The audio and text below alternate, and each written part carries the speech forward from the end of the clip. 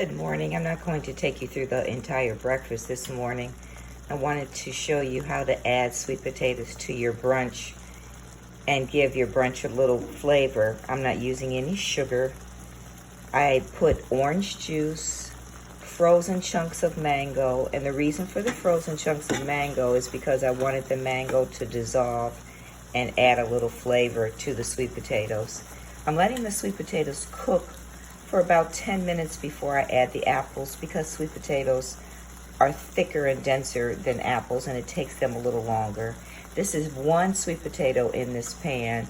I sliced them very thin. You can slice them with a knife or you can use a mandolin if you want to be fancy.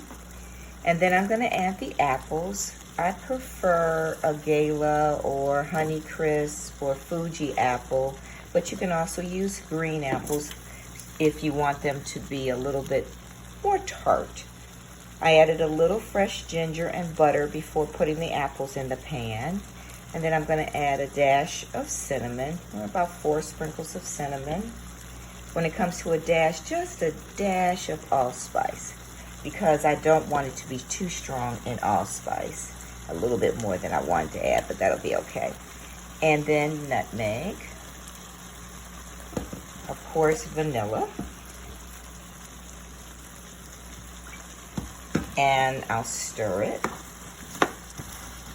I'll probably add just a little more orange juice because I overdid it with allspice. I didn't realize the holes in the jar were that large. I'm not adding any sugar because I want the natural flavors of the sweet potatoes and the apples to be what you're eating. And then I finish my apples and usually sweet potatoes with an orange liqueur. Now, if you don't use alcohol or drink alcohol, don't worry about it. Alcohol cooks off in your food. I prefer Grand Imperial, and you can get it at Total Wine. If you don't use Grand Imperial, you can use Grand Marnier or triple sec, but triple sec is just really not the flavor that you're looking for. So when these cook down, yeah, I'm going to get a little bit more orange juice because I overdid it with the allspice.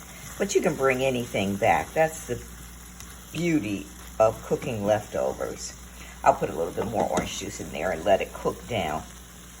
I'm going to use the black beans. You remember the black beans that I made the other day? I'm going to use the black beans, scramble an egg, and I made some empanadas the other day. So we'll have empanadas, the sweet potatoes and apples, black beans, and have a nice brunch.